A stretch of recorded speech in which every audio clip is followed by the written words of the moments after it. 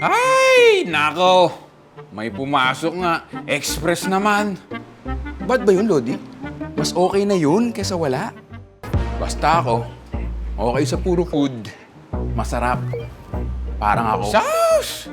Sa lalayo ng express, lugi ka. Mas okay ang kita sa food. Hindi. Pareho lang kita dun. Hataw sa bookings ah.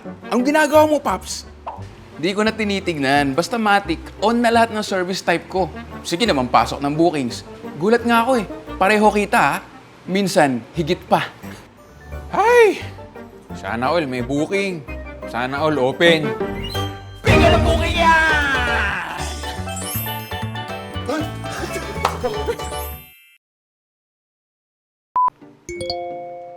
Yes!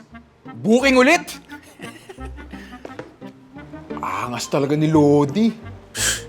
Anak kasi ni Grab. Sinong panganay? Oh, walang ganun. Pantay-pantay tayo sa tatay natin. Kay Grab. Tawag nga ako sa help center para magka-booking. Wala namang effect yung help center eh. Itong pagdi-gym ko, meron. Depende yan kung marami nagbubuk sa tambayan mo. Pag wala, umikot ka. Pansin ko, Paps, yung mas maraming booking ay yung mataas ang performance ratings. Tayo, ang tunay na sakalam. Ang lakas nga, Lodi.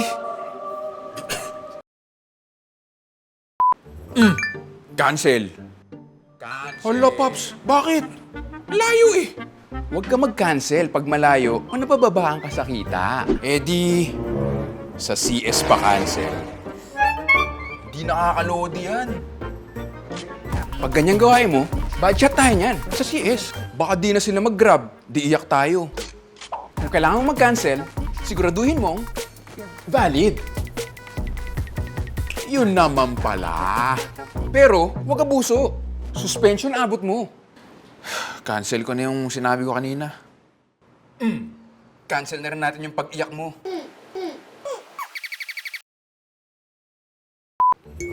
Ay, hassle. Bakit, Pops? Eh si Express CS ko, canceled. Kala niya kasi may bag ako para sa item niya. Oh, saan ang grab bag mo? Hindi ko nadala.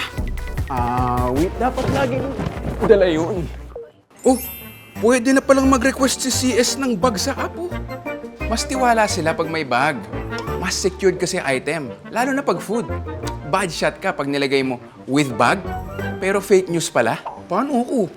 Pwede munang insulated bags, pero hindi lahat ng service types nasa apps mo. Eto, turuan kita mag-order ng bag dito. Oh, mas marami palang booking pag may grab bag, no? Mismo. At mas tiwala si CS.